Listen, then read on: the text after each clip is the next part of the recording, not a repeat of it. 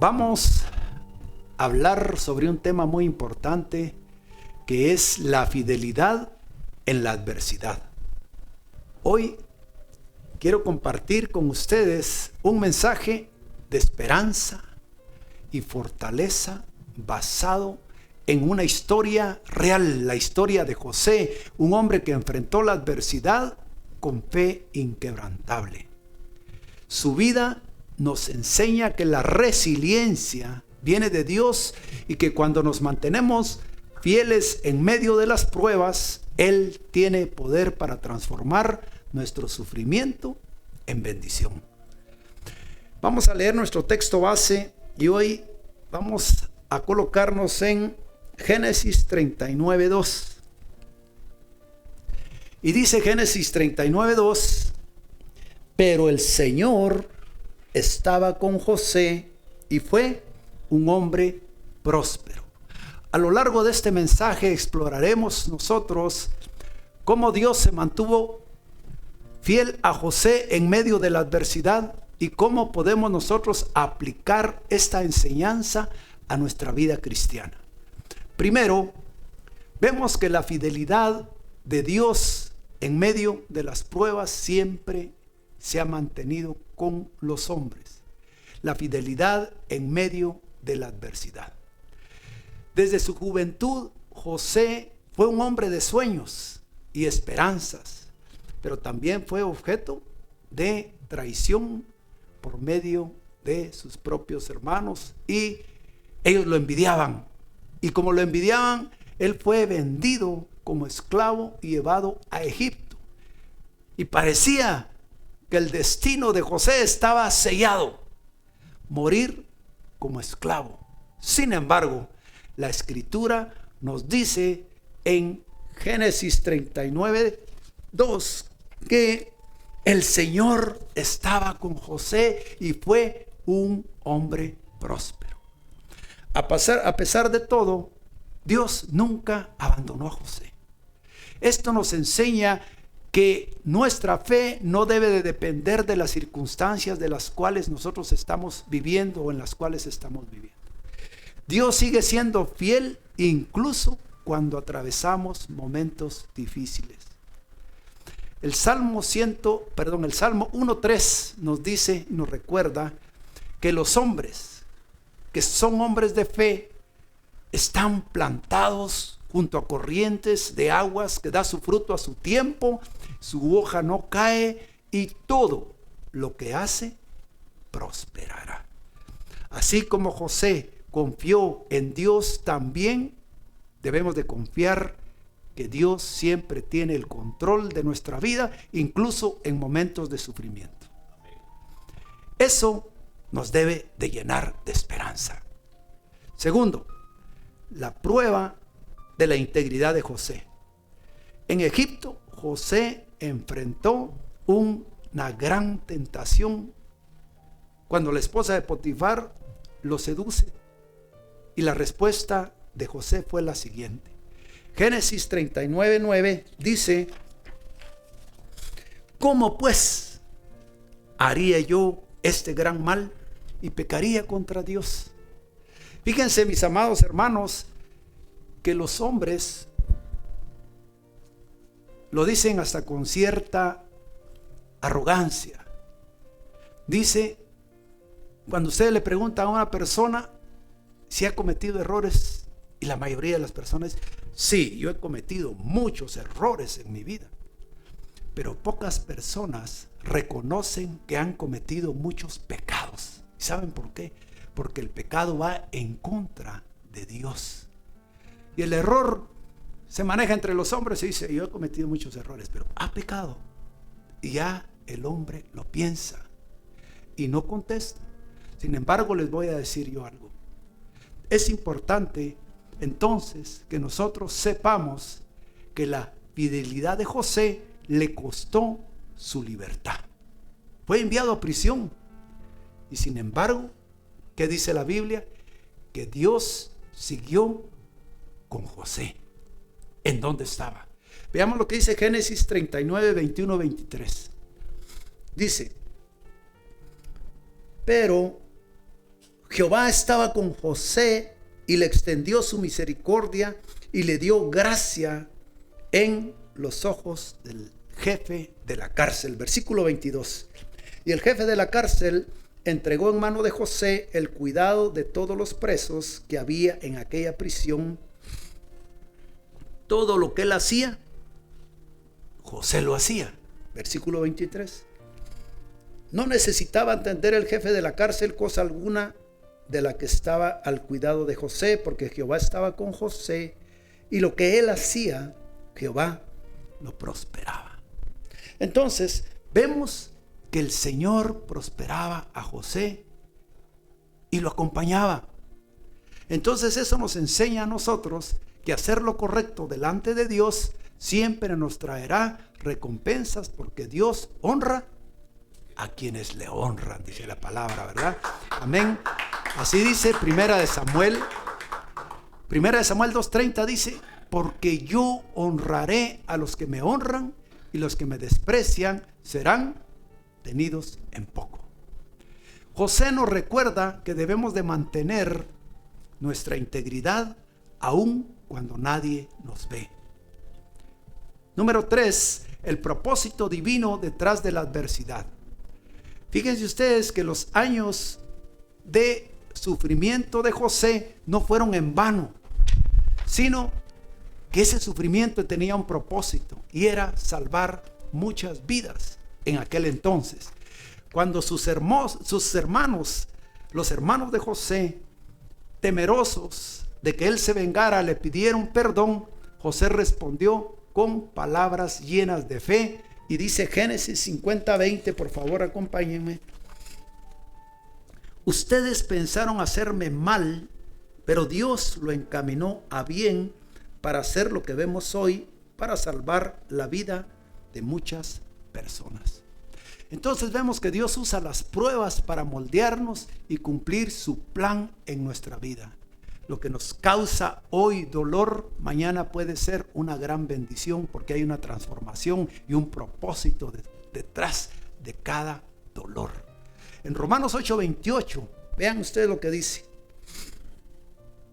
Y sabemos que los que aman a Dios, todas las cosas les ayudan a bien. Esto es, a los que conforme a su propósito son llamados. Número 4. Entramos a la reconciliación, que es un reflejo del perdón de Dios. La reconciliación es un reflejo del perdón de Dios. El momento culminante de la historia de José es su encuentro con sus hermanos, que en lugar de buscar venganza, José los perdona y les extiende su misericordia. Veamos lo que dice Génesis 45:5, que dice: no se angustien ni se reprochen por haberme vendido, porque fue para salvar vidas que Dios me envió delante de ustedes. Este acto de perdón nos recuerda a Jesucristo, quien dijo en la cruz: perdónalos porque no saben lo que hacen. Entonces, vemos que José es una tipología de Cristo. Primero, él fue traicionado por sus hermanos. Segundo, él sufrió injustamente. Y tercero, se convirtió en un salvador de su pueblo. Entonces vemos que, al igual que José, debemos nosotros de aprender a perdonar y a buscar la reconciliación, porque así reflejamos el amor y la gracia de Dios en nosotros. En 2 Corintios 5, 18 al 20, acompáñenme por favor, dice: y todo esto proviene de Dios. El contexto aquí es la salvación, por eso dice: y todo esto proviene de Dios, quien nos reconcilió consigo mismo por Cristo y nos dio el ministerio de la reconciliación. El 19 dice: así que somos embajadores en nombre de Cristo, como si Dios rogase por medio de nosotros. Os rogamos en el nombre de Cristo, reconciliados con Dios. Así que somos embajadores de Cristo. Y si nosotros somos embajadores de Cristo, entonces tenemos que reflejar lo que Cristo era. Un embajador refleja lo que las políticas exteriores de su país. Entonces nosotros debemos de saber que Cristo reflejó perdón, reflejó amor. Nosotros tenemos que también reflejar lo mismo. Dice, este pasaje nos enseña sobre la obra de reconciliación al cual estamos llamados a proclamar todos los cristianos. No solo unos, todos debemos de proclamar el mensaje del Evangelio. La salvación no es solo un beneficio personal, mis amados santos, sino una misión que implica representar a Cristo ante el mundo como sus embajadores. Y eso es importante. La reconciliación con Dios también nos llama a buscar reconciliación con las demás personas.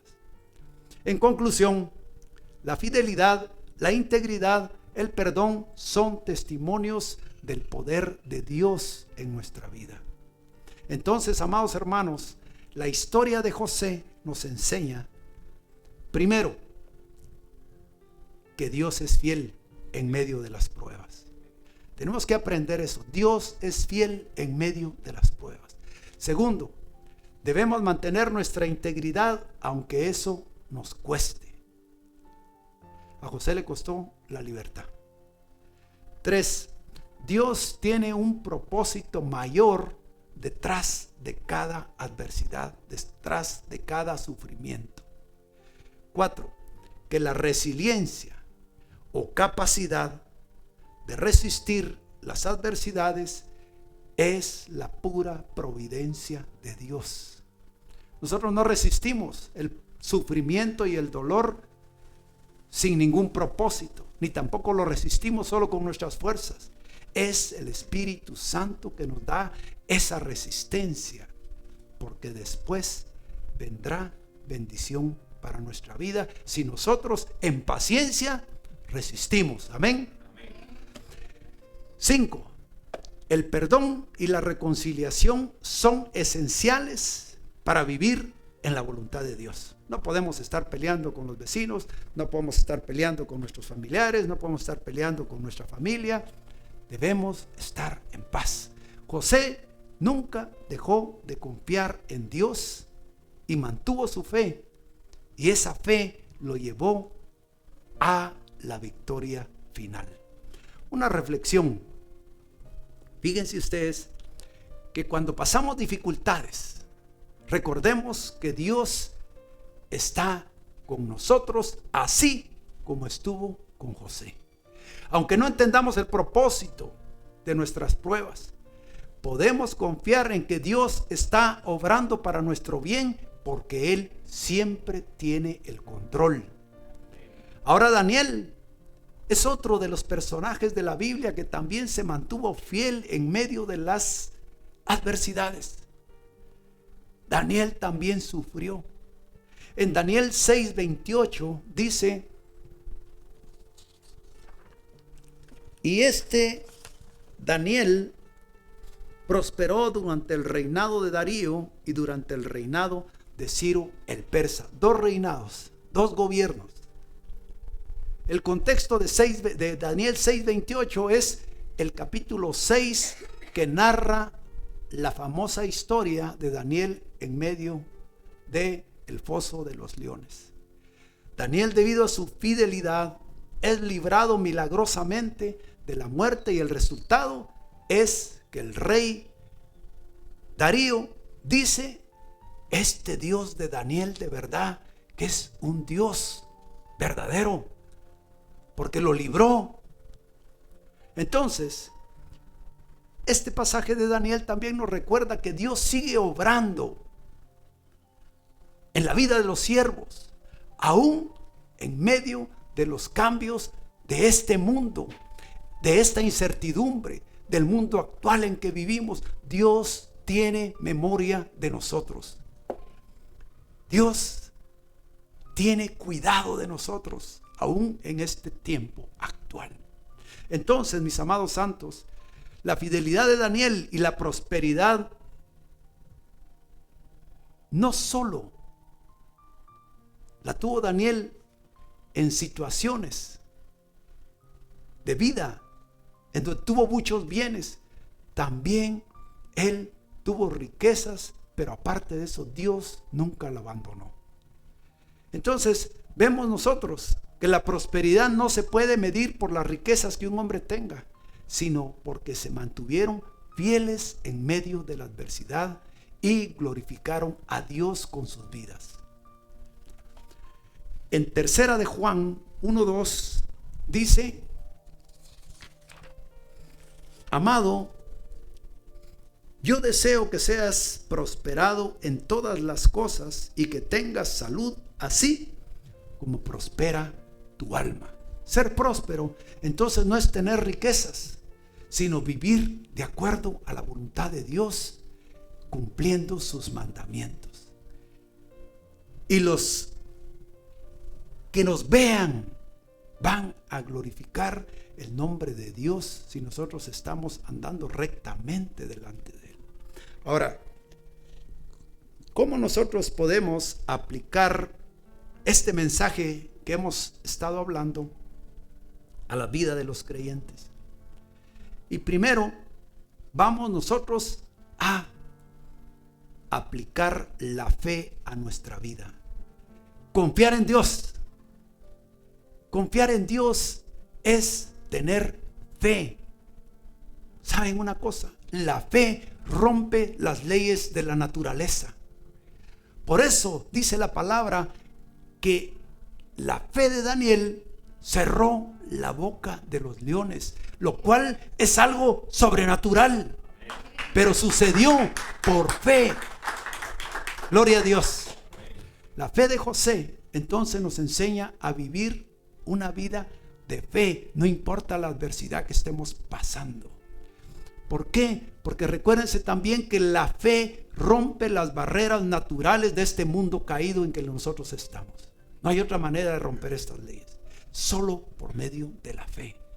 Segundo, también nosotros debemos de perdonar a los que nos han hecho daño. Vean ustedes lo que dice Efesios 4:32. Antes, sed benignos unos con otros, misericordiosos, perdonándonos unos a otros, como Dios también nos perdonó a nosotros en Cristo. El perdón es importantísimo. Cuando nosotros perdonamos, soltamos una carga. Uno cree que al que uno va a perdonar es el que va a ser liberado, no, pero el que se está liberando es uno. Hay que perdonar, hay que romper esas cadenas, porque así como nosotros necesitamos que el Padre nos perdone, que Cristo nos perdone, debemos de perdonar a los que nos han hecho daño. Número 3, mantener nuestra integridad y resistir la tentación. Por eso es que dice José: ¿cómo pues haría yo este mal y pecaría delante de Dios? Recuérdense que todos los pecados van en contra de Dios. Número 4, servir fielmente donde Dios nos coloque. Colosenses 3:23 dice: y todo lo que hagáis, hacedlo de corazón como para el Señor y no para los hombres. Número 5, esperar en los tiempos de Dios. El Salmo 27:14 dice: aguarda a Jehová, esfuérzate y aliéntese tu corazón. Sí, espera a Jehová. Vean ustedes, la paciencia no es solo esperar, es también resistir sin quebrarse y mantenerse en fe. La paciencia es el arte silencioso de avanzar aunque nuestra alma se quiera rendir. En Hebreos 10:36 dice: porque es necesaria la paciencia para que, habiendo hecho la voluntad de Dios, obtengamos la promesa. Necesitas paciencia para no esperar sin hacer nada, sino seguir firme en el camino correcto. Porque solo quien camina con fe y obediencia, mis amados santos, alcanza las promesas que Dios ha preparado para nosotros. Entonces, que estas historias, mis amados hermanos santos, nos inspiren a vivir con fidelidad, con integridad, con perdón, confiando en que Dios siempre tiene el control, y eso nos debe de llenar de esperanza. Gloria a Dios. Para finalizar, mis amados santos, póngame atención. Cuando el enemigo se levanta como río caudaloso, cuando la tormenta arrecia, cuando parece que todo se derrumba, es cuando Dios prueba nuestro corazón. La fidelidad no se demuestra en los días de bonanza, sino en la lucha, en la prueba, en el horno de la aflicción, en el fuego de la aflicción. Si Dios es fiel, ¿por qué habríamos de temer? ¿Saben una cosa? Satanás quiere que renunciemos, que retrocedamos, que pensemos que Dios nos ha abandonado y que ya no tenemos esperanza. Pero escúchenme bien, el que persevera en fidelidad verá la gloria de Dios. No te rindas, no cedas a la desesperanza. Cuando todo parece perdido, es cuando se manifiesta el poder de Dios. Hoy el Señor te dice, permanece firme, no importa la prueba, no importa el dolor, no importa nada, porque aquel que te llamó es fiel. Y si permaneces fiel, verás la recompensa de Dios, porque Dios honra a quienes le honran.